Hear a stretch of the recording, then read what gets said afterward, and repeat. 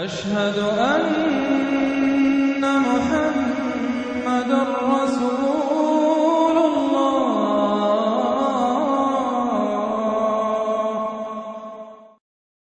السجدہ نام آیت 15 میں سجدہ کا جو مضمون آیا ہے اسی کو سورہ کا عنوان قرار دیا گیا ہے۔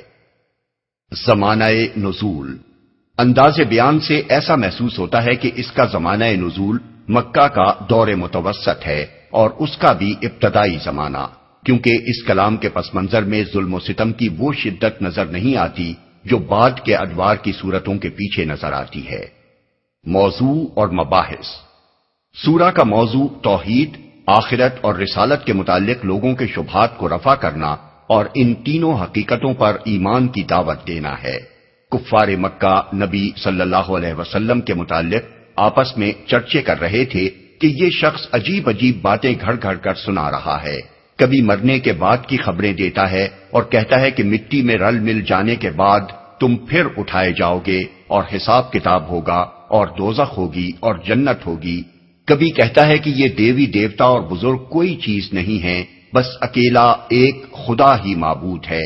کبھی کہتا ہے کہ میں خدا کا رسول ہوں، آسمان سے مجھ پر وحی آتی ہے اور یہ کلام جو میں تم کو سنا رہا ہوں میرا کلام نہیں بلکہ خدا کا کلام ہے۔ یہ عجیب افسانے ہیں جو یہ شخص ہمیں سنا رہا ہے۔ انہی باتوں کا جواب اس سورہ کا موضوع بحث ہے۔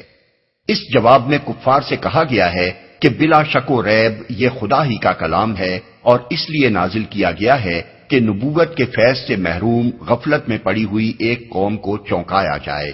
اسے تم افطرا کیسے کہہ سکتے ہو جبکہ اس کا منزل من اللہ ہونا ظاہر و باہر ہے۔ پھر ان سے فرمایا گیا ہے کہ یہ قرآن جن حقیقتوں کو تمہارے سامنے پیش کرتا ہے عقل سے کام لے کر خود سوچو کہ ان میں کیا چیز اچنبے کی ہے۔ آسمان و زمین کے انتظام کو دیکھو، خود اپنی پیدائش اور بناوٹ پر غور کرو، کیا یہ سب کچھ اس تعلیم کی صداقت پر شاہد نہیں ہے جو اس نبی کی زبان سے اس قرآن میں تم کو دی جا رہی ہے؟ یہ نظام کائنات توحید پر دلالت کر رہا ہے یا شرک پر؟ اور اس سارے نظام کو دیکھ کر اور خود اپنی پیدائش پر نگاہ ڈال کر کیا تمہاری عقل یہی گواہی دیتی ہے کہ جس نے اب تمہیں پیدا کر رکھا ہے وہ پھر تمہیں پیدا نہ کر سکے گا؟ پھر عالم آخرت کا ایک نقشہ کھینچا گیا ہے اور ایمان کے ثمرات اور کفر کے نتائج و عواقب بیان کر کے یہ ترغیب دلائی گئی ہے کہ لوگ برا انجام سامنے آنے سے پہلے کفر چھوڑ دیں اور قرآن کی اس تعلیم کو قبول کر لیں جسے مان کر خود ان کی اپنی ہی عاقبت درست ہوگی۔ پھر ان کو بتایا گیا ہے کہ یہ اللہ کی بڑی رحمت ہے کہ وہ انسان کے قصوروں پر یکا یک آخری اور فیصلہ کن عذاب میں اسے نہیں پکڑ لیتا بلکہ اس سے پہلے چھوٹی چھوٹی تکلیفیں، مصیبتیں، آفات اور نقصانات بھیجتا رہتا ہے، ہلکی ہلکی چوٹیں لگاتا رہتا ہے تاکہ اسے تنبیہ ہو اور اس کی آنکھیں کھل جائیں۔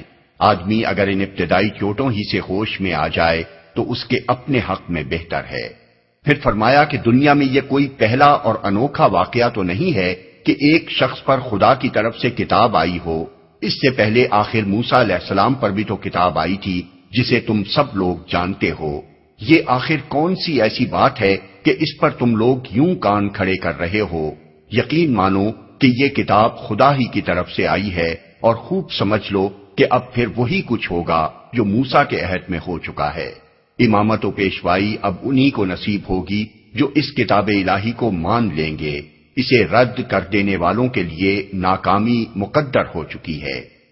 پھر کفار مکہ سے کہا گیا ہے کہ اپنے تجارتی سفروں کے دوران میں تم جن پچھلی تباہ شدہ قوموں کی بستیوں پر سے گزرتے ہو ان کا انجام دیکھ لو، کیا یہی انجام تم اپنے لیے پسند کرتے ہو؟ ظاہر سے دھوکہ نہ کھاؤ، آج تم دیکھ رہے ہو کہ محمد صلی اللہ علیہ وسلم کی بعد چند لڑکوں اور چند غلاموں اور غریب لوگوں کے سوا کوئی نہیں سن رہا ہے اور ہر طرف سے ان پر تان اور ملامت اور پھپتیوں کی بارش ہو رہی ہے۔ اس سے تم یہ سمجھ بیٹھے ہو کہ یہ چلنے والی بات نہیں ہے، 4 دن چلے گی اور پھر ختم ہو جائے گی، لیکن یہ محض تمہاری نظر کا دھوکہ ہے۔ کیا یہ تمہارا رات دن کا مشاہدہ نہیں ہے کہ آج ایک زمین بالکل بے آب و گیاہ پڑی ہے جسے دیکھ کر گمان تک نہیں ہوتا کہ اس کے پیٹ میں رویدگی کے خزانے چھپے ہوئے ہیں؟ مگر کل ایک ہی بارش میں وہ اس طرح پھبک اٹھتی ہے کہ اس کے چپے چپے سے نمو کی طاقتیں پھوٹنی شروع ہو جاتی ہیں۔ خاتمہ کلام پر نبی صلی اللہ علیہ وسلم کو خطاب کر کے فرمایا گیا ہے کہ یہ لوگ تمہاری باتیں سن کر مذاق اڑاتے ہیں اور پوچھتے ہیں کہ حضرت یہ فیصلہ کن فتح آپ کو کب نصیب ہونے والی ہے، ذرا تاریخ تو ارشاد ہو۔ ان سے کہو جب ہمارے اور تمہارے فیصلے کا وقت آ جائے گا اس وقت ماننا تمہارے لیے کچھ بھی مفید نہ ہوگا، ماننا ہے تو اب مان لو، اور آخری فیصلے ہی کا انتظار کرنا ہے تو بیٹھے انتظار کرتے رہو۔ بسم اللہ الرحمن الرحیم، شروع اللہ کے نام سے جو رحمان و رحیم ہے۔ الف لام میم، تنزیل الكتاب لا ریب فیہ من رب العالمین۔ الف لام میم، اس کتاب کی تنزیل بلا شبہ رب العالمین کی طرف سے ہے۔ قرآن مجید کی متعدد صورتیں اس طرح کے کسی نہ کسی تعارفی فقرے سے شروع ہوتی ہیں جس سے مقصود آغاز کلام ہی میں یہ بتانا ہوتا ہے کہ یہ کلام کہاں سے آ رہا ہے۔ یہ بظاہر اسی طرز کا ایک تمہیدی فقرہ ہے جیسے ریڈیو پر اعلان کرنے والا پروگرام کے آغاز میں کہتا ہے کہ ہم فلاں اسٹیشن سے بول رہے ہیں، لیکن ریڈیو کے اس معمولی سے اعلان کے برعکس قرآن مجید کی کسی صورت کا آغاز جب اس غیر معمولی اعلان سے ہوتا ہے کہ یہ پیغام فرمانروائے کائنات کی طرف سے آ رہا ہے تو یہ محض مصدر کلام کا بیان ہی نہیں ہوتا بلکہ اس کے ساتھ اس میں ایک بہت بڑا دعویٰ، ایک عظیم چیلنج اور ایک سخت انذار بھی شامل ہوتا ہے، اس لیے کہ وہ چھوٹتے ہی اتنی بڑی خبر دیتا ہے کہ یہ انسانی کلام نہیں ہے، خداوند عالم کا کلام ہے۔ یہ اعلان فوراً ہی یہ بھاری سوال آدمی کے سامنے لا کھڑا کرتا ہے کہ اس دعوے کو تسلیم کروں یا نہ کروں۔ تسلیم کرتا ہوں تو ہمیشہ ہمیشہ کے لیے اس کے آگے سر اطاعت جھکا دینا ہوگا، پھر میرے لیے اس کے مقابلے میں کوئی آزادی باقی نہیں رہ سکتی۔ تسلیم نہیں کرتا تو لامحالہ یہ خطرہ عظیم مول لیتا ہوں کہ اگر واقعی یہ خداوند عالم کا کلام ہے تو اسے رد کرنے کا نتیجہ مجھ کو ابدی شقاوت و بدبختی کی صورت میں دیکھنا پڑے گا۔ اس بنا پر یہ تمہیدی فقرہ مجرد اپنی اس غیر معمولی نوعیت کی بنا پر آدمی کو مجبور کر دیتا ہے کہ چوکنا ہو کر انتہائی سنجیدگی کے ساتھ اس کلام کو سنے اور یہ فیصلہ کرے کہ اس کو کلام الہی ہونے کی حیثیت سے تسلیم کرنا ہے یا نہیں۔ یہاں صرف اتنی بات کہنے پر اکتفا نہیں کیا گیا ہے کہ یہ کتاب رب العالمین کی طرف سے نازل ہوئی ہے، بلکہ مزید برآں پورے زور کے ساتھ یہ بھی فرمایا گیا ہے کہ لا ریب فیہ، یعنی بے شک یہ خدا کی کتاب ہے، اس کے منزل من اللہ ہونے میں قطعاً کسی شک کی گنجائش نہیں ہے۔ اس تاکیدی فقرے کو اگر نزول قرآن کے واقعاتی پس منظر اور خود قرآن کے اپنے سیاق میں دیکھا جائے تو محسوس ہوتا ہے کہ اس کے اندر دعوے کے ساتھ دلیل بھی مضمر ہے، اور یہ دلیل مکہ معظمہ کے ان باشندوں سے پوشیدہ نہ تھی جن کے سامنے یہ دعویٰ کیا جا رہا تھا۔ اس کتاب کے پیش کرنے والی کی پوری زندگی ان کے سامنے تھی، کتاب پیش کرنے سے پہلے کی بھی اور اس کے بعد کی بھی۔ وہ جانتے تھے کہ جو شخص اس دعوے کے ساتھ یہ کتاب پیش کر رہا ہے وہ ہماری قوم کا سب سے زیادہ راست باز، سنجیدہ اور پاک سیرت انسان ہے۔ وہ یہ بھی جانتے تھے کہ دعویٰ نبوت سے ایک دن پہلے تک بھی کسی نے اس سے وہ باتیں کبھی نہ سنی تھیں جو دعویٰ نبوت کے بعد ایک اس نے بیان کرنی شروع کر دیں۔ وہ اس کتاب کی زبان اور طرز بیان میں اور خود محمد صلی اللہ علیہ وسلم کی زبان اور طرز بیان میں نمایاں فرق پاتے تھے، اور اس بات کو بداہتاً جانتے تھے کہ ایک ہی شخص کے دو اسٹائل اتنے سری فرق کے ساتھ نہیں ہو سکتے۔ وہ اس کتاب کے انتہائی معجزانہ ادب کو بھی دیکھ رہے تھے اور اہل زبان کی حیثیت سے خود جانتے تھے کہ ان کے سارے ادیب اور شاعر اس کی نظیر پیش کرنے سے عاجز ہیں۔ وہ اس سے بھی ناواقف نہ تھے کہ ان کی قوم کے شاعروں، کاہنوں اور خطیبوں کے کلام میں اور اس کلام میں کتنا عظیم فرق ہے، اور جو پاکیزہ مضامین اس کلام میں بیان کیے جا رہے ہیں وہ کتنے بلند پایہ ہیں۔ انہیں اس کتاب میں اور اس کے پیش کرنے والے کی دعوت میں کہیں دور دور بھی اس خود غرضی کا ادنا شائبہ تک نظر نہیں آتا تھا جس سے کسی جھوٹے مدعی کا کام اور کلام کبھی خالی نہیں ہو سکتا۔ وہ خوردبین لگا کر بھی اس امر کی نشاندہی نہیں کر سکتے تھے کہ نبوت کا یہ دعویٰ کر کے محمد صلی اللہ علیہ وسلم اپنی ذات کے لیے یا اپنے خاندان کے لیے یا اپنی قوم اور قبیلے کے لیے کیا حاصل کرنا چاہتے ہیں، اور اس کام میں ان کی اپنی کیا غرض پوشیدہ ہے۔ پھر وہ یہ بھی دیکھ رہے تھے کہ اس دعوت کی طرف ان کی قوم کے کیسے لوگ کھنچ رہے ہیں اور اس سے وابستہ ہو کر ان کی زندگیوں میں کتنا بڑا انقلاب واقع ہو رہا ہے۔ یہ ساری باتیں مل جل کر خود دلیل دعویٰ بنی ہوئی تھیں۔ اسی لیے اس پس منظر میں یہ کہنا بالکل کافی تھا کہ اس کتاب پر رب العالمین کی طرف سے نازل شدہ ہونا ہر شک و شبہ سے بالاتر ہے، اس پر کسی دلیل کے اضافے کی کوئی حاجت نہ تھی۔ أَمْ يَقُولُونَ افْتَرَاهُ بَلْ هُوَ الْحَقُّ مِنْ رَبِّكَ لِتُنذِرَ قَوْمًا مَا أَتَاهُمْ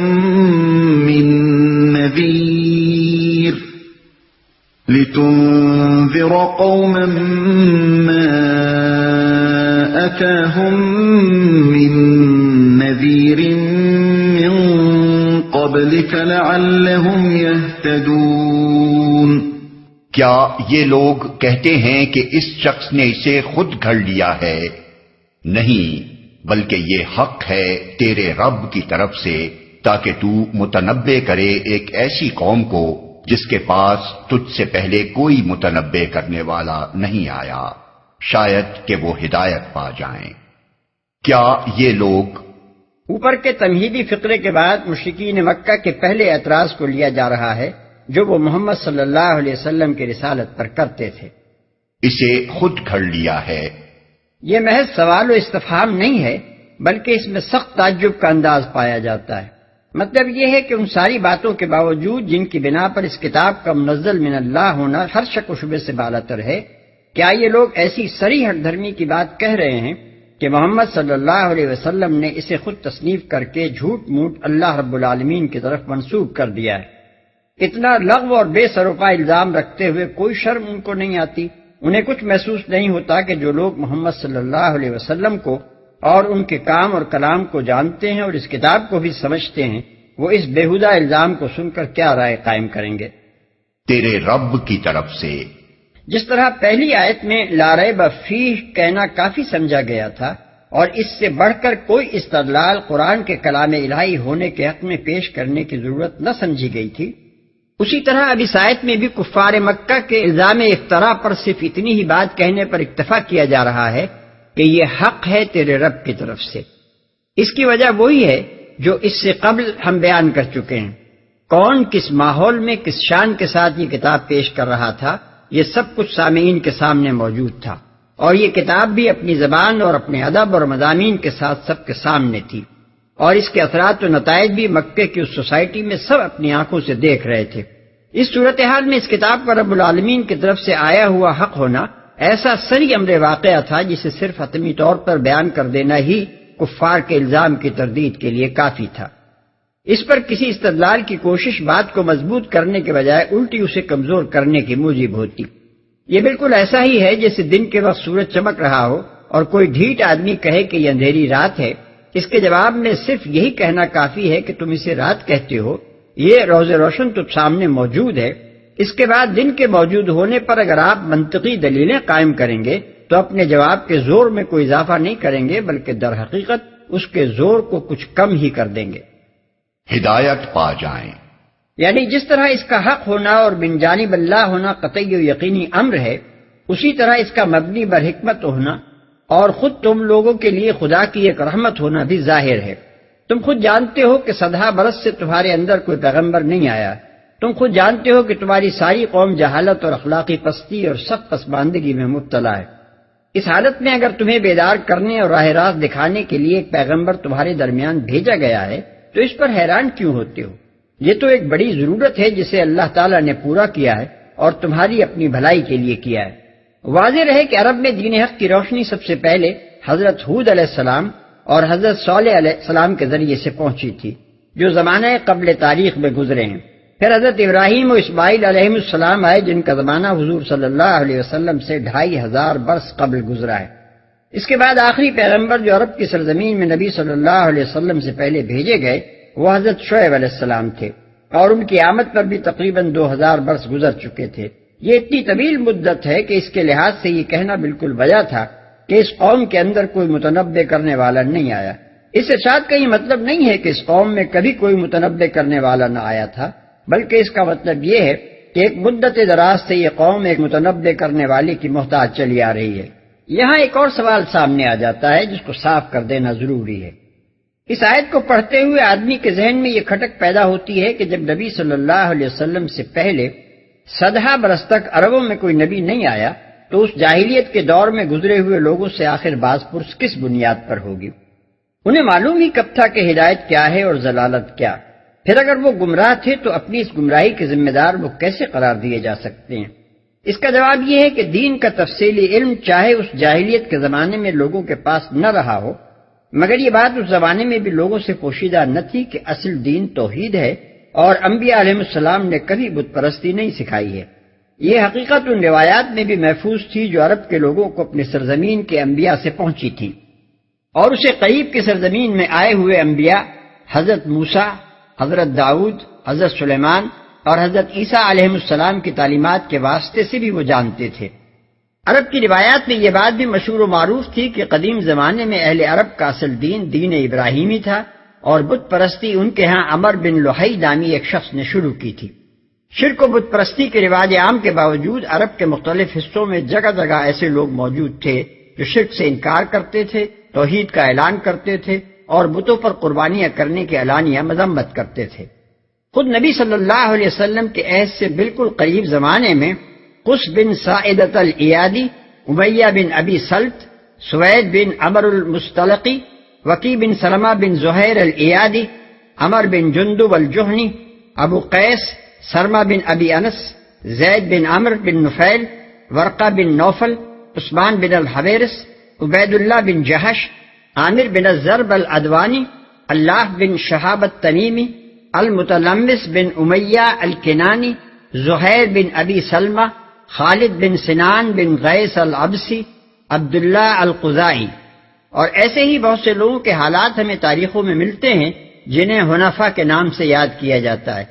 یہ سب لوگ علی اعلان توحید کو اصل دین کہتے تھے اور مشرکین کے مذہب سے اپنی بے تعلقی کا صاف صاف اظہار کرتے تھے۔ ظاہر ہے کہ ان لوگوں کے ذہن میں یہ تخیل انبیاء علیہ السلام کی سابقہ تعلیمات کے باقی ماندہ اثرات ہی سے آیا تھا۔ اس کے علاوہ یمن میں 4ویں-5ویں صدی عیسوی کے جو کتبات آثار قدیمہ کے جدید تحقیقات کے سلسلے میں برآمد ہوئے ہیں، ان سے معلوم ہوتا ہے کہ اس دور میں وہاں ایک توحیدی مذہب موجود تھا جس کے پیرو الرحمن اور رب السماء والارض کو الہ واحد تسلیم کرتے تھے۔ 378 عیسوی کا ایک کتبہ ایک عبادت گاہ کے کھنڈر سے ملا ہے جس میں لکھا گیا ہے کہ یہ معبد الہ ذو سموی یعنی اللہ السماء یا رب السماء کی عبادت کے لیے بنایا گیا ہے۔ 465 عیسوی کے کتبے میں جو الفاظ لکھے ہیں وہ عقیدہ توحید پر صریح دلالت کرتے ہیں۔ اسی دور کا ایک اور کتبہ قبر پر ملا ہے جس میں بخیل الرحمن یعنی استعین بحول الرحمن کے الفاظ لکھے ہوئے ہیں۔ اسی طرح شمال عرب میں دریائے فرات اور قنفذرین کے درمیان ضبط کے مقام پر 512 عیسوی کا ایک کتبہ ملا ہے جس میں بسم اللہ الہ لا اذن الا لہ لا شکرن الا لہ کے الفاظ پائے جاتے ہیں۔ یہ ساری باتیں بتاتی ہیں کہ حضور نبی کریم صلی اللہ علیہ وسلم کی بعثت سے پہلے انبیاء سابقین کی تعلیمات کے آثار عرب سے بالکل مٹ نہیں گئے تھے، اور کم از کم اتنی بات یاد دلانے کے لیے بہت سے ذرائع موجود تھے کہ تمہارا خدا ایک ہی خدا ہے۔ اللہ الذي خلق السماوات والأرض وما بينهما في 6 أيام ثم استوى على العرش ما لكم من دونه من ولي ولا شفيع افلا تتذكرون۔ وہ اللہ ہی ہے جس نے آسمانوں اور زمین کو اور ان ساری چیزوں کو جو ان کے درمیان ہیں 6 دنوں میں پیدا کیا، اور اس کے بعد عرش پر جلوہ فرما ہوا۔ اس کے سوا نہ تمہارا کوئی حامی و مددگار ہے اور نہ کوئی اس کے آگے سفارش کرنے والا، پھر کیا تم ہوش میں نہ آؤ گے؟ وہ اللہ ہی ہے۔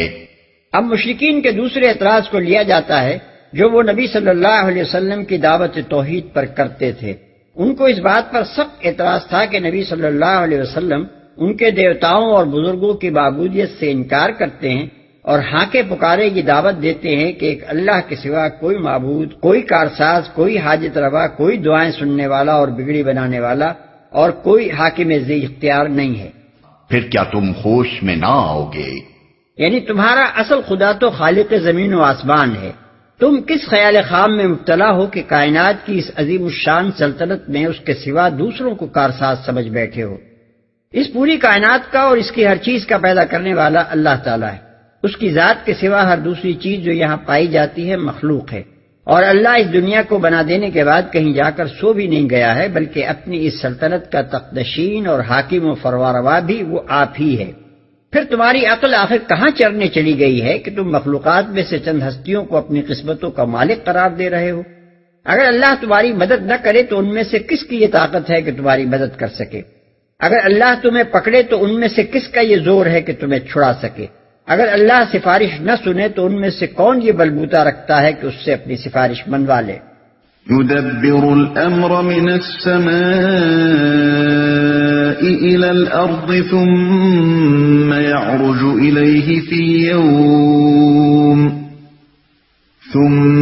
يعرج إليه في يوم كان مقداره 1000 سنة مما تعدون۔ وہ آسمان سے زمین تک دنیا کے معاملات کی تدبیر کرتا ہے، اور اس تدبیر کی روداد اوپر اس کے حضور جاتی ہے ایک ایسے دن میں جس کی مقدار تمہارے شمار سے 1000 سال ہے۔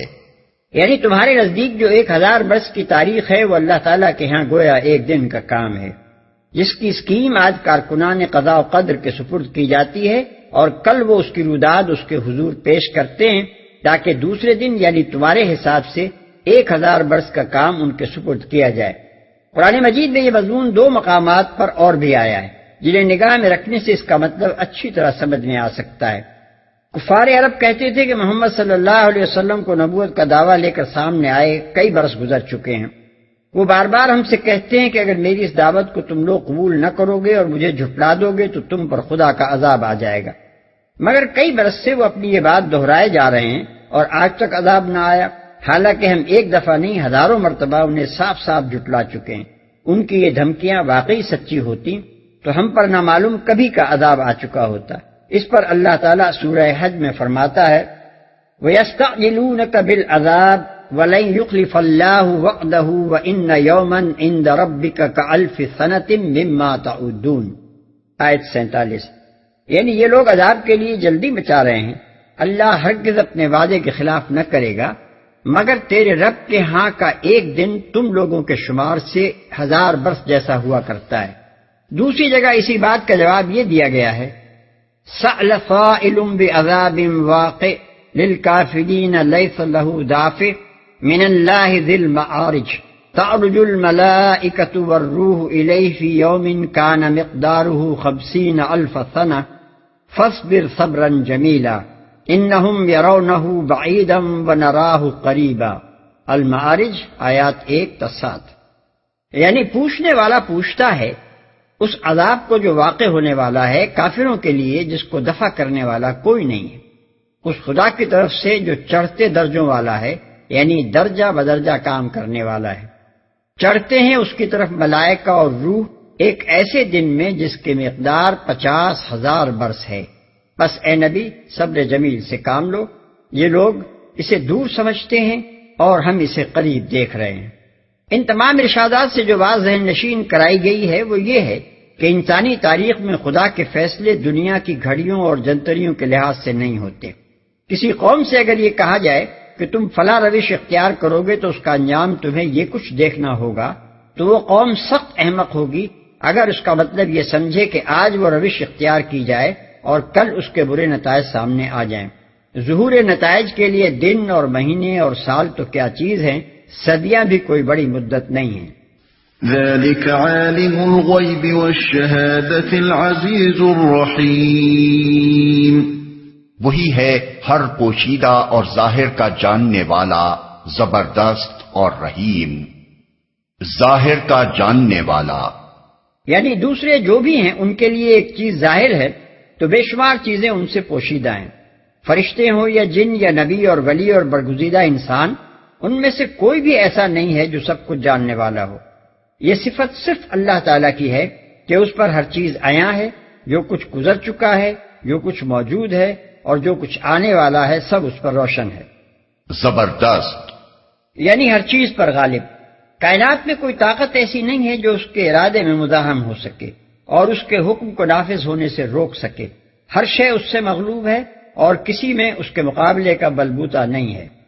رحیم۔ یعنی اس غلبے اور قوت قاہرہ کے باوجود وہ ظالم نہیں ہے بلکہ اپنی مخلوق پر رحیم و شفیق ہے۔ الذي أحسن كل شيء خلقه وبدأ خلق الإنسان من طين ثم جعل نسله من سلالة من ماء مهين ثم سواه ونفخ فيه من روحه وجعل لكم السمع والأبصار والأفئدة قليلا ما تشكرون۔ جو چیز بھی اس نے بنائی خوب بھی بنائی۔ اس نے انسان کی تخلیق کی ابتدا گارے سے کی، پھر اس کی نسل ایک ایسے ست سے چلائی جو حقیر پانی کی طرح کا ہے، پھر اس کو نک سک سے درست کیا اور اس کے اندر اپنی روح پھونک دی، اور تم کو کان دیے، آنکھیں دیں اور دل دیے، تم لوگ کم ہی شکر گزار ہوتے ہو۔ جو چیز بھی اس نے بنائی خوب بھی بنائی۔ یعنی اس عظیم الشان کائنات میں اس نے بے حد و حساب چیزیں بنائی ہیں، مگر کوئی ایک چیز بھی ایسی نہیں ہے جو بے ڈھنگی اور بے تکی ہو۔ ہر شے اپنا ایک الگ حسن رکھتی ہے، ہر شے اپنی جگہ متناسب اور موضوع ہے۔ جو چیز جس کام کے لیے بھی اس نے بنائی ہے اس کے لیے موضوع ترین شکل پر مناسب ترین صفات کے ساتھ بنائی ہے۔ دیکھنے کے لیے آنکھ اور سننے کے لیے کان کی ساخت سے زیادہ موضوع کسی ساخت کا تصور تک نہیں کیا جا سکتا۔ ہوا اور پانی جن مقاصد کے لیے بنائے گئے ہیں ان کے لیے ہوا ٹھیک ویسی ہی ہے جیسی ہونی چاہیے، اور پانی وہی اوصاف رکھتا ہے جیسے ہونے چاہیے۔ تم خدا کی بنائی ہوئی کسی چیز کے نقشے میں کسی کوتاہی کی نشاندہی نہیں کر سکتے، نہ اس میں کوئی ترمیم پیش کر سکتے ہو۔ حقیر پانی کی طرح کا ہے۔ یعنی پہلے اس نے براہ راست اپنے تخلیقی عمل یعنی ڈائریکٹ کریشن سے انسان کو پیدا کیا، اور اس کے بعد خود اسی انسان کے اندر تناسل کی یہ طاقت رکھ دی کہ اس کے نطفے سے ویسے ہی انسان پیدا ہوتے چلے جائیں۔ ایک کمال یہ تھا کہ زمین کے مواد کو جمع کر کے ایک تخلیقی حکم سے اس میں وہ زندگی اور وہ شعور و تعقل پیدا کر دیا جس سے انسان جیسی ایک حیرت انگیز مخلوق وجود میں آ گئی۔ اور دوسرا کمال یہ ہے کہ آئندہ مزید انسانوں کی پیدائش کے لیے ایک ایسی عجیب مشینری خود انسانی ساخت کے اندر رکھ دی جس کی ترکیب اور کارگزاری کو دیکھ کر عقل دنگ رہ جاتی ہے۔ یہ آیت قرآن مجید کی ان آیات میں سے ہے جو انسان اول کی براہ راست تخلیق کی تصریح کرتی ہے۔ ڈارون کے زمانے سے سائنسدان حضرات اس تصور پر بہت ناگبو چڑھاتے ہیں اور بڑی حقارت کے ساتھ وہ اس کو غیر سائنٹیفک نظریہ قرار دے کر گویا پھینک دیتے ہیں۔ لیکن انسان کی نہ صحیح، تمام انواع حیوانی کی نہ صحیح، اولین جرثومہ حیات کی براہ راست تخلیق سے تو وہ کسی طرح پیچھا نہیں چھڑا سکتے۔ اس تخلیق کو نہ مانا جائے تو پھر یہ انتہائی لغ بات ماننی پڑے گی کہ زندگی کی ابتدا محض ایک حادثے کے طور پر ہوئی ہے، حالانکہ صرف ایک خلیے یعنی سیل والے حیوان میں زندگی کی سادہ ترین صورت بھی اتنی پیچیدہ اور نازک حکمتوں سے لبریز ہے کہ اسے حادثے کا نتیجہ قرار دینا اس سے لاکھوں درجے غیر سائنٹیفک بات ہے جتنا نظریہ ارتقاء کے قائلین نظریہ تخلیق کو ٹھہراتے ہیں۔ اور اگر ایک دفعہ آدمی یہ مان لے کہ حیات کا پہلا جرثومہ براہ راست تخلیق سے وجود میں آیا تھا تو پھر آخر یہی ماننے میں کیا قباحت ہے کہ ہر نوع حیوانی کا پہلا فرد خالق کے تخلیقی عمل سے پیدا ہوا ہے اور پھر اس کی نسل تناسل یعنی پروکریشن کی مختلف صورتوں سے چلی ہے۔ اس بات کو مان لینے سے وہ بہت سی گتھیاں حل ہو جاتی ہیں جو ڈاروینیت کے علمبرداروں کی ساری سائنٹیفک شاعری کے باوجود ان کے نظریہ ارتقاء میں غیر حل شدہ رہ گئی ہیں۔ نک سک سے درست کیا، یعنی ایک انتہائی باریک خوردبینی وجود سے بڑھا کر اسے پوری انسانی شکل تک پہنچایا اور اس کا جسم سارے اعضاء و جوارح کے ساتھ مکمل کر دیا۔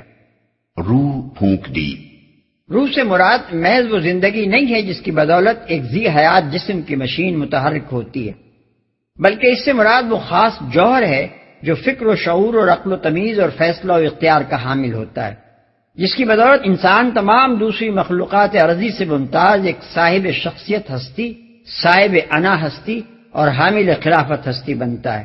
اس روح کو اللہ تعالیٰ نے اپنی روح یا تو اس معنی میں فرمایا ہے کہ وہ اسی کی ملک ہے اور اس کی ذات پاک کی طرف اس کا انتساب اسی طرح کا ہے جس طرح ایک چیز اپنے مالک کی طرف منسوب ہو کر اس کی چیز کہلاتی ہے، یا پھر اس کا مطلب یہ ہے کہ انسان کے اندر علم، فکر، شعور، ارادہ، فیصلہ، اختیار اور ایسے ہی دوسرے جو اوصاف پیدا ہوئے ہیں وہ سب اللہ تعالیٰ کی صفات کے پرتو ہیں، ان کا سرچشمہ مادے کی کوئی ترکیب نہیں ہے بلکہ اللہ تعالیٰ کی ذات ہے۔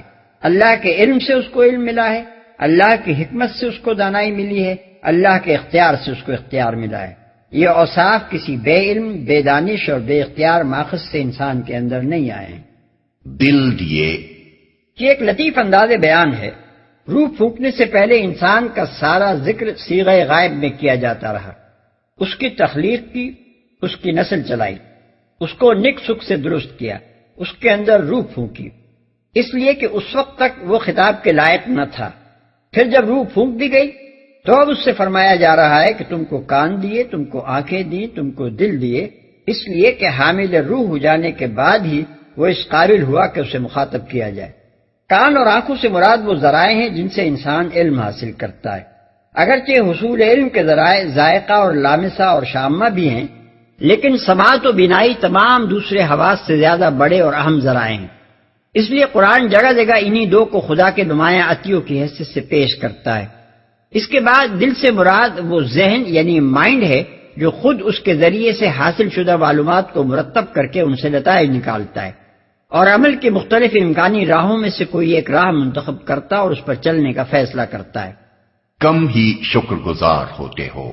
یعنی یہ عظیم القدر انسانی روح اتنے بلند پایا اوصاف کے ساتھ تم کو اس لیے تو عطا نہیں کی گئی تھی کہ تم دنیا میں جانوروں کی طرح رہو اور اپنے لیے بس وہی زندگی کا نقشہ بنا لو جو کوئی حیوان بنا سکتا ہے۔ یہ آنکھیں تمہیں چشم بصیرت سے دیکھنے کے لیے دی گئی تھی، نہ کہ اندھے بن کر رہنے کے لیے۔ یہ کان تمہیں گوش ہوش سے سننے کے لیے دیے گئے تھے، نہ کہ بہرے بن کر رہنے کے لیے۔ یہ دل تمہیں اس لیے دیے گئے تھے کہ حقیقت کو سمجھو اور صحیح راہ فکر و عمل اختیار کرو، نہ اس لیے کہ اپنی ساری صلاحیتیں صرف اپنی حیوانیت کی پرورش کے وسائل فراہم کرنے میں صرف کر دو، اور اس سے کچھ اونچے اٹھو تو اپنے خالق سے بغاوت کے فلسفے اور پروگرام بنانے لگو۔ یہ بیش قیمت نعمتیں خدا سے پانے کے بعد جب تم دہریت یا شرک اختیار کرتے ہو، جب تم خود خدا یا دوسرے خداؤں کے بندے بنتے ہو، جب تم خواہشات کے غلام بن کر جسم و نفس کی لذتوں میں غرق ہو جاتے ہو، تو گویا اپنے خدا سے یہ کہتے ہو کہ ہم ان نعمتوں کے لائق نہ تھے، ہمیں انسان بنانے کے بجائے تجھے ایک بندر یا ایک بھیڑیا یا ایک مگرمچھ یا ایک کوا بنانا چاہیے تھا۔ وَقَالُوا أَإِذَا ضَلَلْنَا فِي الْأَرْضِ أَإِنَّا لَفِي خَلْقٍ جَدِيدٍ بَلْ هُمْ بِلِقَاءِ رَبِّهِمْ كَافِرُونَ۔ اور یہ لوگ کہتے ہیں جب ہم مٹی میں رل مل چکے ہوں گے تو کیا ہم پھر نئے سرے سے پیدا کیے جائیں گے؟ اصل بات یہ ہے کہ یہ اپنے رب کی ملاقات کے منکر ہیں، اور یہ لوگ رسالت اور توحید پر کفار کے اعتراضات کا جواب دینے کے بعد اب اسلام کے تیسرے بنیادی عقیدے یعنی آخرت پر ان کے اعتراض کو لے کر اس کا جواب دیا جاتا ہے۔ آیت میں وقالو کا واو عطف مضمون ما سبق سے اس پیراگراف کا تعلق جوڑتا ہے۔ گویا ترتیب کلام یوں ہے کہ وہ کہتے ہیں محمد اللہ کے رسول نہیں ہیں، وہ کہتے ہیں اللہ معبود واحد نہیں ہے، اور وہ کہتے ہیں کہ ہم مر کر دوبارہ نہ اٹھیں گے۔ ملاقات کے منکر ہیں۔ اوپر کے فقرے اور اس فقرے کے درمیان پوری ایک داستان کی داستان ہے جسے سامع کے ذہن پر چھوڑ دیا گیا ہے۔ کفار کا جو اعتراض پہلے فقرے میں نقل کیا گیا ہے وہ اتنا محمل ہے کہ اس کی تردید کی حاجت محسوس نہیں کی گئی، اس کا محض نقل کر دینا ہی اس کی لغویت ظاہر کرنے کے لیے کافی سمجھا گیا، اس لیے کہ ان کا اعتراض جن دو اجزاء پر مشتمل ہے وہ دونوں ہی سراسر غیر معقول ہیں۔ ان کا یہ کہنا کہ ہم مٹی میں رل مل چکے ہوں گے آخر کیا معنی رکھتا ہے؟ ہم جس چیز کا نام ہے وہ کب مٹی میں رلتی ملتی ہے؟ مٹی میں تو صرف وہ جسم ملتا ہے جس سے ہم نکل چکا ہوتا ہے۔ اس جسم کا نام ہم نہیں ہے۔ زندگی کی حالت میں جب اس جسم کے اعضاء کاٹے جاتے ہیں تو عضو پر عضو کٹتا چلا جاتا ہے، مگر ہم پورا کا پورا اپنی جگہ موجود رہتا ہے، اس کا کوئی جز بھی کسی کٹے ہوئے عضو سے نہیں جاتا۔ اور جب یہ ہم کسی جسم میں سے نکل جاتا ہے تو پورا جسم موجود ہوتے ہوئے بھی اس پر اس ہم کے کسی ادنا شائبے تک کا اطلاق نہیں ہوتا۔ اسی لیے تو ایک عاشق جانثار اپنے معشوق کے مردہ جسم کو لے جا کر دفن کر دیتا ہے، کیونکہ معشوق اس جسم سے نکل چکا ہوتا ہے، اور وہ معشوق نہیں بلکہ اس خالی جسم کو دفن کرتا ہے جس میں کبھی اس کا معشوق رہتا تھا۔ پس معترضین کے اعتراض کا پہلا مقدمہ ہی بے بنیاد ہے۔ رہا اس کا دوسرا جز، کیا ہم پھر نئے سرے سے پیدا کیے جائیں گے؟ تو یہ انکار و تعجب کے انداز کا سوال سرے سے پیدا ہی نہ ہوتا اگر معترضین نے بات کرنے سے پہلے اس ہم اور اس کے پیدا کیے جانے کے مفہوم پر ایک لمحے کے لیے کچھ غور کر لیا ہوتا۔ اس ہم کی موجودہ پیدائش اس کے سوا کیا ہے کہ کہیں سے کوئلہ اور کہیں سے لوہا اور کہیں سے چونا اور اسی طرح کے دوسرے اجزاء جمع ہوئے اور اس کے لبد خاکی میں یہ ہم براجمان ہو گیا۔ پھر اس کی موت کے بعد کیا ہوتا ہے؟ اس کے لبد خاکی میں سے جب ہم نکل جاتا ہے تو اس کا مکان تعمیر کرنے کے لیے جو اجزاء زمین کے مختلف حصوں سے فراہم کیے گئے تھے وہ سب اسی زمین میں واپس چلے جاتے ہیں۔ سوال یہ ہے کہ جس نے پہلے اس ہم کو یہ مکان بنا کر دیا تھا، کیا وہ دوبارہ اسی سر و سامان سے وہی مکان بنا کر اسے اثر نو اس میں نہیں بسا سکتا؟ یہ چیز جب پہلے ممکن تھی اور واقع کی صورت میں رونما ہو چکی ہے تو دوبارہ اس کے ممکن ہونے اور واقعہ بننے میں آخر کیا امر مانے؟ یہ باتیں ایسی ہیں جنہیں ذرا سی عقل آدمی استعمال کرے تو خود ہی سمجھ سکتا ہے، لیکن وہ اپنی عقل کو اس رخ پر کیوں نہیں جانے دیتا؟ کیا وجہ ہے کہ وہ بے سوچے سمجھے حیات بعد الموت اور آخرت پر اس طرح کے لایانی اعتراضات جڑتا ہے؟ بیچ کی ساری بحث چھوڑ کر اللہ تعالیٰ دوسرے فقرے میں اسی سوال کا جواب دیتا ہے کہ دراصل یہ اپنے رب کی ملاقات کے منکر ہیں۔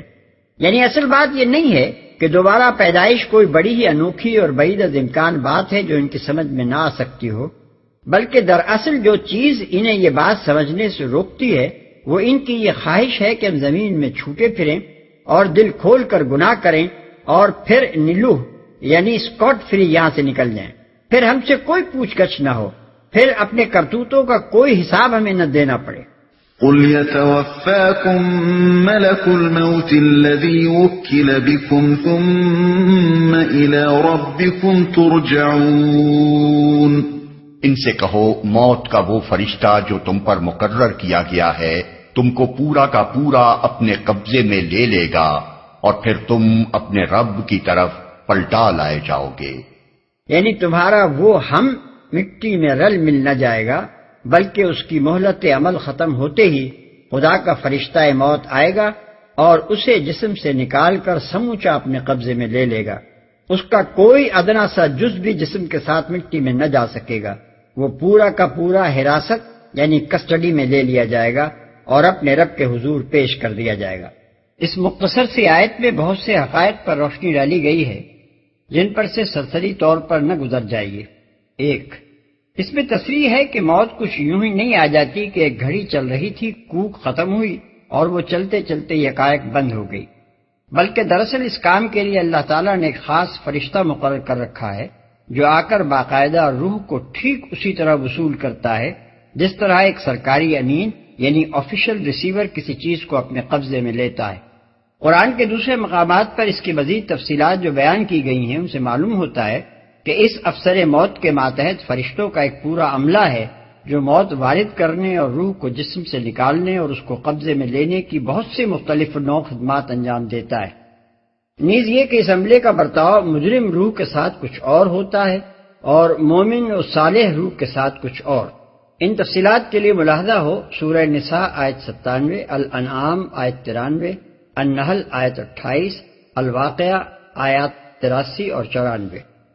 دو، اس سے یہ بھی معلوم ہوتا ہے کہ موت سے انسان معدوم نہیں ہو جاتا بلکہ اس کی روح جسم سے نکل کر باقی رہتی ہے۔ قرآن کے الفاظ موت کا فرشتہ تم کو پورا کا پورا اپنے قبضے میں لے لے گا اسی حقیقت پر دلالت کرتے ہیں کیونکہ کوئی معدوم چیز قبضے میں نہیں لی جاتی۔ قبضے میں لینے کا تو مطلب ہی یہ ہے کہ مقبوضہ چیز قابض کے پاس رہے۔ 3، اس سے یہ بھی معلوم ہوتا ہے کہ موت کے وقت جو چیز قبضے میں لی جاتی ہے وہ آدمی کی حیوانی زندگی یعنی بایولوجیکل لائف نہیں، بلکہ اس کی وہ خودی، اس کی وہ انا یعنی ایگو ہے جو میں اور ہم اور تم کے الفاظ سے تعبیر کی جاتی ہے۔ یہ انا دنیا میں کام کر کے جیسی کچھ شخصیت بھی بنتی ہے وہ پوری کی پوری ڈو کی تو یعنی انٹیکٹ نکال لی جاتی ہے، بغیر اس کے کہ اس کے اوصاف میں کوئی کمی بیشی ہو، اور یہی چیز موت کے بعد اپنے رب کی طرف پلٹائی جاتی ہے۔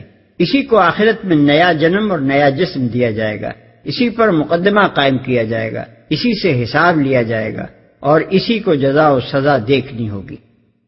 وَلَوْ تَرَىٰ إِذِ الْمُجْرِمُونَ نَاكِسُو رُءُوسِهِمْ عِندَ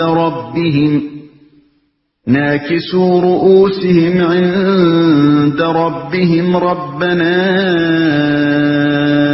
أَبْصَرْنَا وَسَمِعْنَا فَارْجِعْنَا نَعْمَلْ صَالِحًا إِنَّا مُوقِنُونَ۔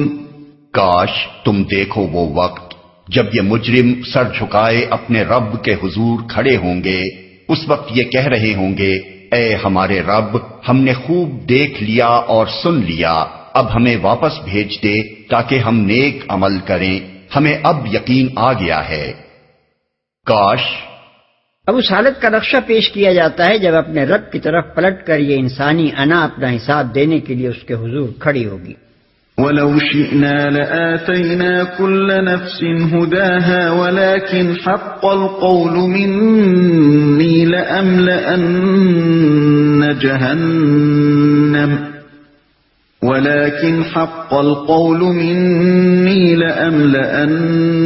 جَهَنَّمَ مِنَ الْجِنَّةِ وَالنَّاسِ أَجْمَعِينَ۔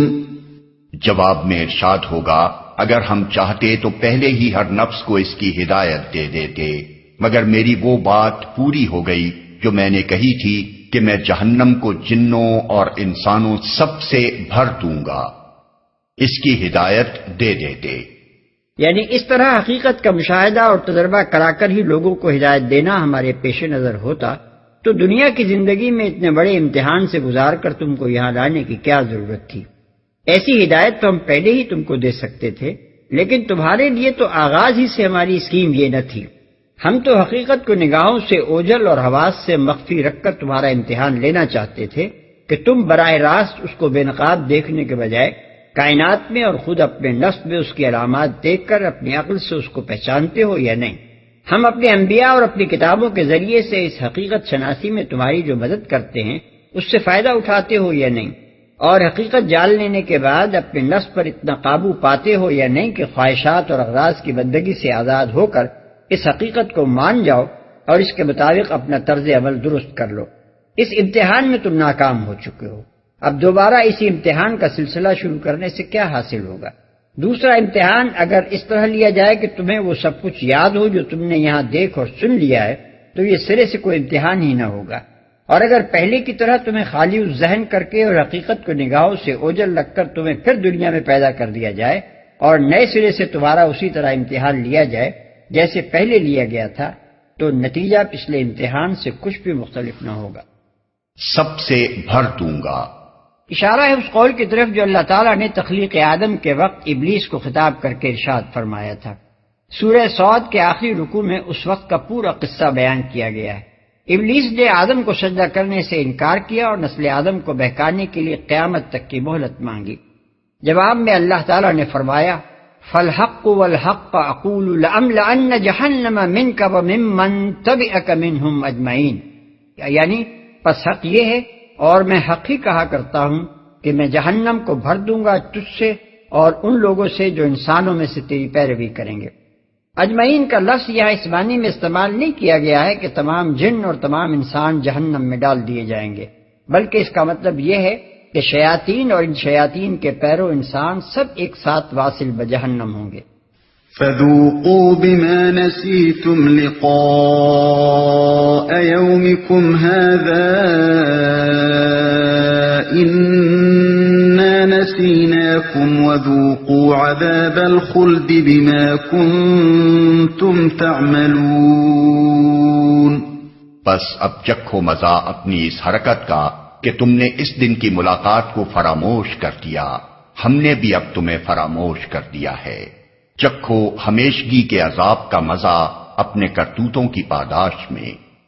ملاقات کو فراموش کر دیا یعنی دنیا کے عیش میں گم ہو کر تم نے اس بات کو بالکل بھلا دیا کہ کبھی اپنے رب کے سامنے بھی جانا ہے.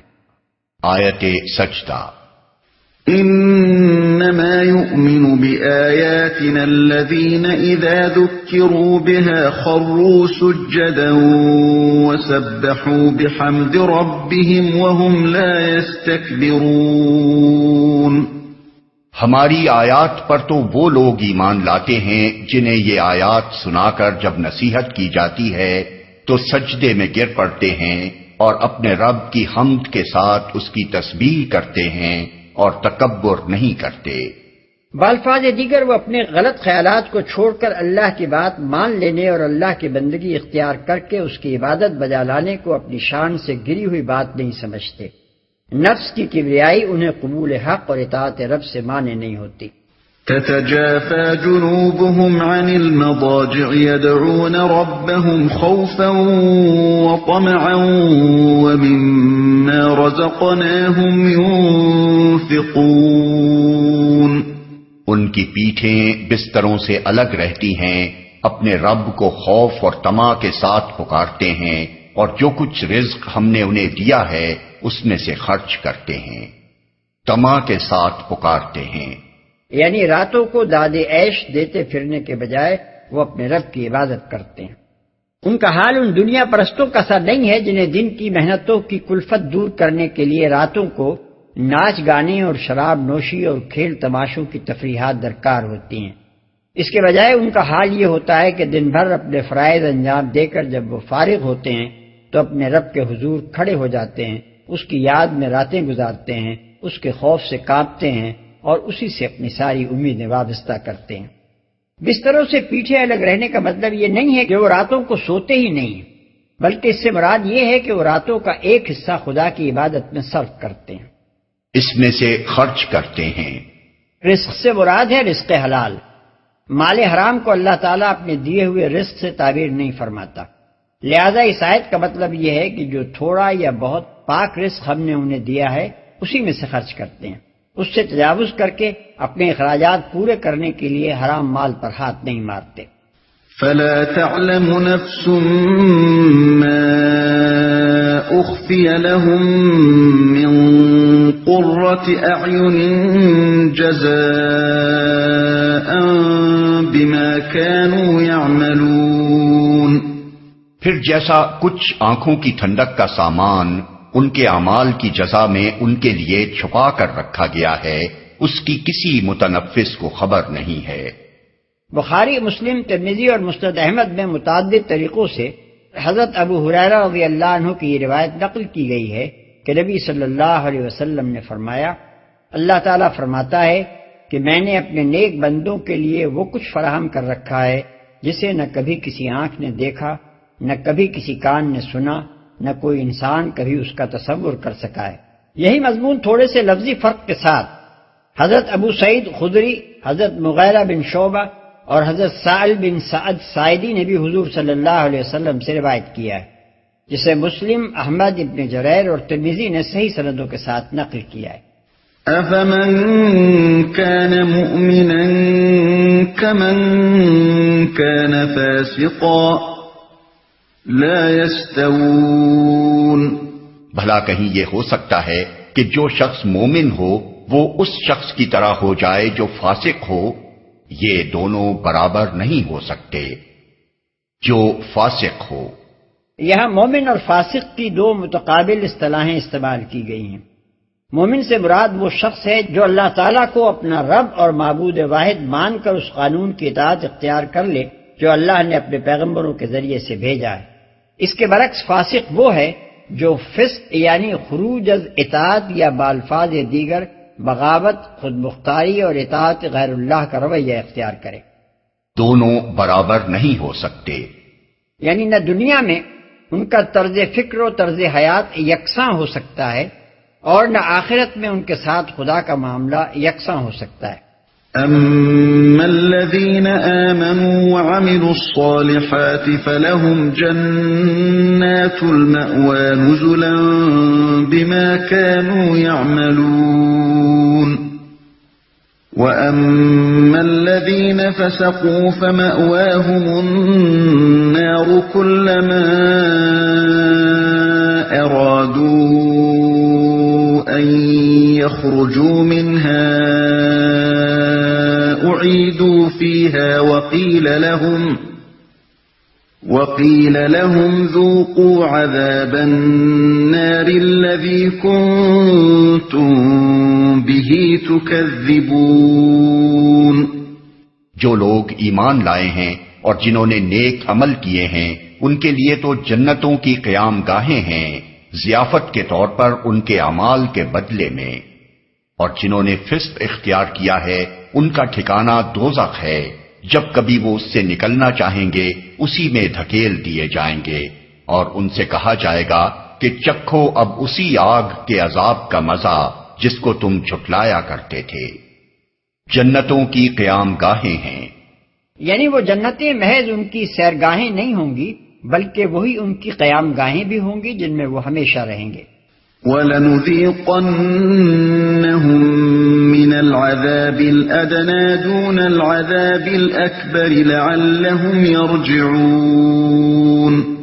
اس بڑے عذاب سے پہلے ہم اسی دنیا میں کسی نہ کسی چھوٹے عذاب کا مزہ انہیں چکھاتے رہیں گے، شاید کہ یہ اپنی باغیانہ روش سے باز آ جائیں۔ عذاب اکبر سے مراد آخرت کا عذاب ہے جو کفر و فسق کی پاداش میں دیا جائے گا۔ اس کے مقابلے میں عذاب ادنیٰ کا لفظ استعمال کیا گیا ہے جس سے مراد وہ تکلیفیں ہیں جو اسی دنیا میں انسان کو پہنچتی ہیں، مثلا افراد کی زندگی میں سخت بیماریاں، اپنے عزیز ترین لوگوں کی موت، المناک حادثے، نقصانات، ناکامیاں وغیرہ، اور اجتماعی زندگی میں طوفان، زلزلے، سیلاب، وبائیں، قحط، فسادات، لڑائیاں اور دوسری بہت سی بلائیں جو ہزاروں، لاکھوں، کروڑوں انسانوں کو اپنی لپیٹ میں لے لیتی ہیں۔ ان آفات کے نازل کرنے کی مصلحت یہ بیان کی گئی ہے کہ عذاب اکبر میں مبتلا ہونے سے پہلے ہی لوگ ہوش میں آ جائیں اور اس طرز فکر و عمل کو چھوڑ دیں جس کی پاداش میں آخر کار انہیں وہ بڑا عذاب بھگتنا پڑے گا۔ دوسرے الفاظ میں اس کا مطلب یہ ہے کہ دنیا میں اللہ تعالیٰ نے انسان کو بالکل بخیریت ہی نہیں رکھا ہے کہ پورے آرام و سکون سے زندگی کی گاڑی چلتی رہے، اور آدمی اس غلط فہمی میں مبتلا ہو جائے کہ اس سے بالاتر کوئی طاقت نہیں ہے جو اس کا کچھ بگاڑ سکتی ہو، بلکہ اللہ تعالیٰ نے ایسا انتظام کر رکھا ہے کہ وقتاً فوقتاً افراد پر بھی اور قوموں اور ملکوں پر بھی ایسی آفات بھیجتا رہتا ہے جو اسے اپنی بے بسی کا اور اپنے سے بالاتر ایک ہمہ گیر سلطنت کی فرمانروائی کا احساس دلاتی ہیں۔ یہ آفات ایک ایک شخص کو، ایک ایک گروہ کو اور ایک ایک قوم کو یہ یاد دلاتی ہیں کہ اوپر تمہاری قسمتوں کو کوئی اور کنٹرول کر رہا ہے، سب کچھ تمہارے ہاتھ میں نہیں دے دیا گیا ہے، اصل طاقت اسی کار فرما اقتدار کے ہاتھ میں ہے۔ اس کی طرف سے جب کوئی آفت تمہارے اوپر آئے تو نہ تمہاری کوئی تدبیر اسے دفع کر سکتی ہے اور نہ کسی جن یا روح یا دیوی اور دیوتا یا نبی اور ولی سے مدد مانگ کر تم اس کو روک سکتے ہو۔ اس لحاظ سے یہ آفات محض آفات نہیں ہیں بلکہ خدا کی تنبیہات ہیں جو انسان کو حقیقت سے آگاہ کرنے اور اس کی غلط فہمیاں رفع کرنے کے لیے بھیجی جاتی ہیں۔ ان سے سبق لے کر دنیا ہی میں آدمی اپنا عقیدہ اور عمل ٹھیک کر لے تو آخرت میں خدا کا بڑا عذاب دیکھنے کی نوبت ہی کیوں آئے۔ وَمَنْ أَظْلَمُ مِمَّنْ ذُكِّرَ بِآيَاتِ رَبِّهِ ثُمَّ أَعْرَضَ عَنْهَا إِنَّا مِنَ الْمُجْرِمِينَ مُنْتَقِمُونَ۔ اور اس سے بڑا ظالم کون ہوگا جسے اس کے رب کی آیات کے ذریعے سے نصیحت کی جائے اور پھر وہ ان سے منہ پھیر لے۔ ایسے مجرموں سے تو ہم انتقام لے کر رہیں گے، وہ ان سے منہ پھیر لے۔ رب کی آیات یعنی اس کی نشانیوں کے الفاظ بہت جامع ہیں جن کے اندر تمام اقسام کی نشانیاں آ جاتی ہیں۔ قرآن مجید کے جملہ بیانات کو نگاہ میں رکھا جائے تو معلوم ہوتا ہے کہ یہ نشانیاں 6 قسموں پر مشتمل ہیں۔ 1، وہ نشانیاں جو زمین سے لے کر آسمان تک ہر چیز میں اور کائنات کے مجموعی نظام میں پائی جاتی ہیں۔ 2، وہ نشانیاں جو انسان کی اپنی پیدائش اور اس کی ساخت اور اس کے وجود میں پائی جاتی ہیں۔ 3، وہ نشانیاں جو انسان کے وجدان میں، اس کے لاشعور اور تحت الشعور میں اور اس کے اخلاقی تصورات میں پائی جاتی ہیں۔ 4، وہ نشانیاں جو انسانی تاریخ کے مسلسل تجربات میں پائی جاتی ہیں۔ 5، وہ نشانیاں جو انسان پر آفات ارضی اور سماوی کے نزول میں پائی جاتی ہیں۔ 6، اور ان سب کے بعد وہ آیات جو اللہ تعالیٰ نے اپنے انبیاء کے ذریعے سے بھیجی تاکہ معقول طریقے سے انسان کو انہی حقائق سے آگاہ کیا جائے جن کی طرف اوپر کی تمام نشانیاں اشارہ کر رہی ہیں۔ یہ ساری نشانیاں پوری ہم آہنگی اور بلند آہنگی کے ساتھ انسان کو یہ بتا رہی ہیں کہ تو بے خدا نہیں ہے، نہ بہت سے خداؤں کا بندہ ہے، بلکہ تیرا خدا صرف ایک ہی خدا ہے جس کی عبادت و اطاعت کے سوا تیرے لیے کوئی دوسرا راستہ صحیح نہیں ہے۔ تو اس دنیا میں آزاد و خود مختار اور غیر ذمہ دار بنا کر نہیں چھوڑ دیا گیا ہے، بلکہ تجھے اپنے کارنامہ حیات ختم کرنے کے بعد اپنے خدا کے سامنے حاضر ہو کر جواب دہی کرنی ہے اور اپنے عمل کے لحاظ سے جزا اور سزا پانی ہے۔ پس تیری اپنی خیر اسی میں ہے کہ تیرے خدا نے تیری رہنمائی کے لیے اپنے انبیاء اور اپنی کتابوں کے ذریعے سے جو ہدایت بھیجی ہے اس کی پیروی کر اور خود مختاری کی روش سے باز آ جا۔ اب یہ ظاہر ہے کہ جس انسان کو اتنے مختلف طریقوں سے سمجھایا گیا ہو، جس کی فہمائش کے لیے طرح طرح کی اتنی بے شمار نشانیاں فراہم کی گئی ہوں، اور جسے دیکھنے کے لیے آنکھیں، سننے کے لیے کان اور سوچنے سمجھنے کے لیے دل کی نعمتیں بھی دی گئی ہوں، وہ اگر ان ساری نشانیوں کی طرف سے آنکھیں بند کر لیتا ہے، سمجھانے والوں کی تذکیر و نصیحت کے لیے بھی اپنے کان بند کر لیتا ہے اور اپنے دل و دماغ سے بھی اوندے فلسفے ہی گھڑنے کا کام لیتا ہے، اس سے بڑا ظالم کوئی نہیں ہو سکتا۔ وہ پھر اسی کا مستحق ہے کہ دنیا میں اپنے امتحان کی مدت ختم کرنے کے بعد جب وہ اپنے خدا کے سامنے حاضر ہو تو بغاوت کی بھرپور سزا پائے۔ وَلَقَدْ آتَيْنَا مُوسَى الْكِتَابَ فَلَا تَكُنْ فِي مِرْيَةٍ مِّن لِقَائِهِ وَجَعَلْنَاهُ هُدًى لِبَنِي إِسْرَائِيلَ وَجَعَلْنَا مِنْهُمْ أَئِمَّةً يَهْدُونَ بِأَمْرِنَا لَمَّا صَبَرُوا وَكَانُوا بِآيَاتِنَا يُوقِنُونَ۔ اس سے پہلے ہم موسیٰ کو کتاب دے چکے ہیں، لہذا اسی چیز کے ملنے پر تمہیں کوئی شک نہ ہونا چاہیے۔ اس کتاب کو ہم نے بنی اسرائیل کے لیے ہدایت بنایا تھا، اور جب انہوں نے صبر کیا اور ہماری آیات پر یقین لاتے رہے تو ان کے اندر ہم نے ایسے پیشوا پیدا کیے جو ہمارے حکم سے رہنمائی کرتے تھے۔ کوئی شک نہ ہونا چاہیے۔ خطاب بظاہر نبی صلی اللہ علیہ وسلم سے ہے، مگر دراصل مخاطب وہ لوگ ہیں جو حضور صلی اللہ علیہ وسلم کے رسالت میں اور آپ کے اوپر کتاب الہی کے نازل ہونے میں شک کر رہے تھے۔ یہاں سے کلام کا رخ اسی مضمون کی طرف پھر رہا ہے جو آغاز سورہ یعنی آیات نمبر 2 اور 3 میں بیان ہوا تھا۔ کفار مکہ کہہ رہے تھے کہ محمد صلی اللہ علیہ وسلم پر خدا کی طرف سے کوئی کتاب نہیں آئی ہے، انہوں نے اسے خود گھڑ لیا ہے اور دعویٰ یہ کر رہے ہیں کہ خدا نے اسے نازل کیا ہے۔ اس کا ایک جواب ابتدائی آیات میں دیا گیا تھا، اب اس کا دوسرا جواب دیا جا رہا ہے۔ اس سلسلے میں پہلی بات جو فرمائی گئی ہے وہ یہ ہے کہ اے نبی، یہ نادان لوگ تم پر کتاب الہی کے نازل ہونے کو اپنے نزدیک بعید از امکان سمجھ رہے ہیں اور چاہتے ہیں کہ ہر دوسرا شخص بھی اگر اس کا انکار نہ کرے تو کم از کم اس کے متعلق شک ہی میں پڑ جائے۔ لیکن ایک بندے پر خدا کی طرف سے کتاب نازل ہونا ایک نرالا واقعہ تو نہیں ہے جو انسانی تاریخ میں آج پہلی مرتبہ ہی پیش آیا ہو۔ اس سے پہلے متعدد انبیاء پر کتابیں نازل ہو چکی ہیں، جن میں سے مشہور ترین کتاب وہ ہے جو موسیٰ علیہ السلام کو دی گئی تھی۔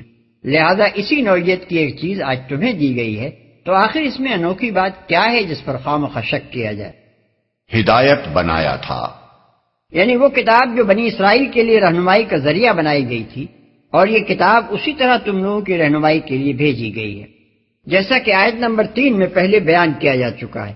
اس ارشاد کی پوری معنویت اس کے تاریخی پس منظر کو نگاہ میں رکھنے سے ہی سمجھ میں آ سکتی ہے۔ یہ بات تاریخ سے ثابت ہے اور کفار مکہ بھی اس سے ناواقف نہ تھے کہ بنی اسرائیل کئی صدی تک مصر میں انتہائی ذلت و نکبت کی زندگی بسر کر رہے تھے۔ اس حالت میں اللہ تعالیٰ نے ان کے درمیان موسیٰ علیہ السلام کو پیدا کیا ان کے ذریعے سے اس قوم کو غلامی کی حالت سے نکالا، پھر ان پر کتاب نازل کی اور اس کے فیض سے وہی دبی اور پسی ہوئی قوم ہدایت پا کر دنیا میں ایک نامور قوم بن گئی۔ اس تاریخ کی طرف اشارہ کر کے اہل عرب سے فرمایا جا رہا ہے کہ جس طرح بنی اسرائیل کی ہدایت کے لیے وہ کتاب بھیجی گئی تھی، اسی طرح تمہاری ہدایت کے لیے یہ کتاب بھیجی گئی ہے۔ رہنمائی کرتے تھے، یعنی بنی اسرائیل کو اس کتاب نے جو کچھ بنایا اور جن مدارج پر ان کو پہنچایا وہ محض ان کے درمیان کتاب کے آ جانے کا کرشمہ نہ تھا، گویا یہ کوئی تعویذ ہو جو باندھ کر اس قوم کے گلے میں لٹکا دیا گیا ہو اور اس کے لٹکتے ہی قوم نے بام عروج پر چڑھنا شروع کر دیا ہو، بلکہ یہ ساری کرامت اس یقین کی تھی جو وہ اللہ کی آیات پر لائے، اور اس صبر اور ثابت قدمی کی تھی جو انہوں نے احکام الہی کی پیروی میں دکھائی۔ خود بنی اسرائیل کے اندر بھی پیشوائی انہی کو نصیب ہوئی جو ان میں سے کتاب اللہ کے سچے مومن تھے اور دنیاوی فائدوں اور لذتوں کی تباہ میں پھسل جانے والے نہ تھے۔ انہوں نے جب حق پرستی میں ہر خطرے کا ڈٹ کر مقابلہ کیا، ہر نقصان اور ہر تکلیف کو برداشت کیا اور اپنے نفس کی شہوات سے لے کر باہر کے اعدائے دین تک ہر ایک کے خلاف مجاہدے کا حق ادا کر دیا، تب ہی وہ دنیا کے امام بنے۔ اس سے مقصود کفار عرب کو متنبع کرنا ہے کہ جس طرح خدا کی کتاب کے نزول نے بنی اسرائیل کے اندر قسمتوں کے فیصلے کیے تھے، اسی طرح اب اس کتاب کا نزول تمہارے درمیان بھی قسمتوں کا فیصلہ کر دے گا۔ اب وہی لوگ امام بنیں گے جو اس کو مان کر صبر و ثبات کے ساتھ حق کی پیروی کریں گے۔ اس سے منہ موڑنے والوں کی تقدیر گردش میں آ چکی ہے۔ ان ربك هو يفصل بينهم يوم القيامة فيما كانوا فيه يختلفون۔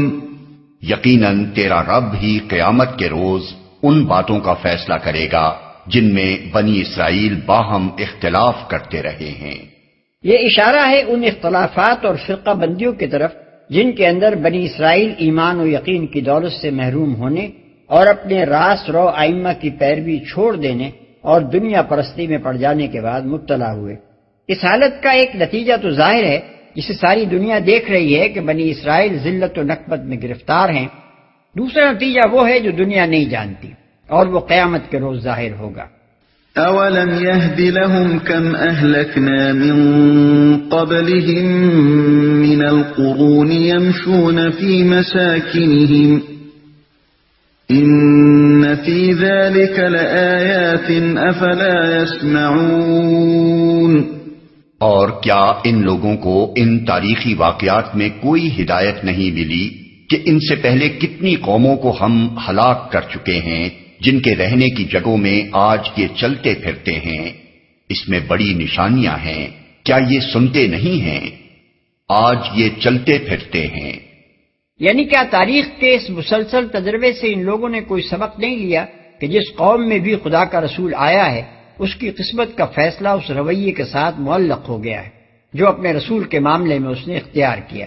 رسول کو جھٹلا دینے کے بعد پھر کوئی قوم بچ نہیں سکی ہے، اس میں سے بچے ہیں تو صرف وہی لوگ جو اس پر ایمان لائے۔ انکار کر دینے والے ہمیشہ ہمیشہ کے لیے سامان عبرت بن کر رہ گئے۔ اولم يروا اننا نسوق الماء الى الارض الجرز فنخرج به زرعا تأكل منه انعامهم وانفسهم افلا يبصرون۔ اور کیا ان لوگوں نے یہ منظر کبھی نہیں دیکھا کہ ہم ایک بے آب و گیاہ زمین کی طرف پانی بہا لاتے ہیں اور پھر اسی زمین سے وہ فصل اگاتے ہیں جس سے ان کے جانوروں کو بھی چارہ ملتا ہے اور یہ خود بھی کھاتے ہیں، تو کیا انہیں کچھ نہیں سوچتا؟ یہاں سیاق و سباق کو نگاہ میں رکھنے سے صاف محسوس ہوتا ہے کہ یہاں یہ ذکر حیات بعد الموت پر استدلال کرنے کے لیے نہیں کیا گیا ہے جیسا کہ قرآن میں بالعموم ہوتا ہے، بلکہ اس سلسلہ کلام میں یہ بات ایک اور ہی مقصد کے لیے فرمائی گئی ہے۔ اس میں دراصل ایک لطیف اشارہ ہے اس بات کی طرف کہ جس طرح ایک بنجر پڑی ہوئی زمین کو دیکھ کر آدمی یہ گمان نہیں کر سکتا کہ یہ کبھی لہلہاتی کشتزار بن جائے گی، مگر خدا کی بھیجی ہوئی برسات کا ایک ہی ریلا اس کا رنگ بدل دیتا ہے، اسی طرح یہ دعوت اسلام بھی اس وقت تم کو ایک نہ چلنے والی چیز نظر آتی ہے، لیکن خدا کی قدرت کا ایک ہی کرشمہ اس کو وہ فروغ دے گا کہ تم دنگ رہ جاؤ گے۔ وَيَقُولُونَ مَتَى هَذَا الْفَتْحُ إِن كُنتُمْ صَادِقِينَ یہ لوگ کہتے ہیں کہ یہ فیصلہ کب ہوگا اگر تم سچے ہو. یعنی تم جو کہتے ہو کہ آخرکار اللہ کی مدد آئے گی اور ہمیں جھٹلانے والوں پر اس کا غضب ٹوٹ پڑے گا، تو بتاؤ وہ وقت کب آئے گا، کب ہمارا تمہارا فیصلہ ہوگا؟ قُلْ يَوْمَ الْفَتْحِ لَا يَنفَعُ الَّذِينَ كَفَرُوا إِيمَانُهُمْ وَلَا هُمْ يُنظَرُونَ فَأَعْرِضْ عَنْهُمْ وَانتَظِرْ إِنَّهُمْ مُنتَظِرُونَ ان سے کہو فیصلے کے دن ایمان لانا ان لوگوں کے لیے کچھ بھی نافع نہ ہوگا جنہوں نے کفر کیا ہے، اور پھر ان کو کوئی مہلت نہ ملے گی. اچھا انہیں ان کے حال پر چھوڑ دو اور انتظار کرو، یہ بھی منتظر ہیں، کوئی مہلت نہ ملے گی. یعنی یہ کون سی ایسی چیز ہے جس کے لیے تم بے چین ہوتے ہو؟ خدا کا عذاب آ گیا تو پھر سنبھلنے کا موقع تم کو نصیب نہ ہوگا. اس مہلت کو غنیمت جانو جو عذاب آنے سے پہلے تم کو ملی ہوئی ہے. عذاب سامنے دیکھ کر ایمان لاؤ گے تو کچھ حاصل نہ ہوگا.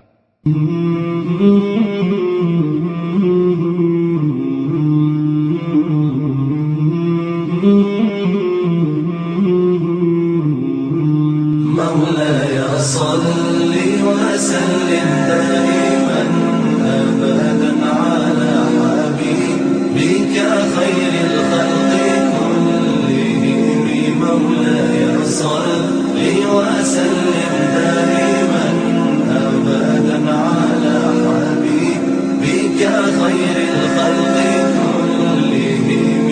مولاي صل وسلم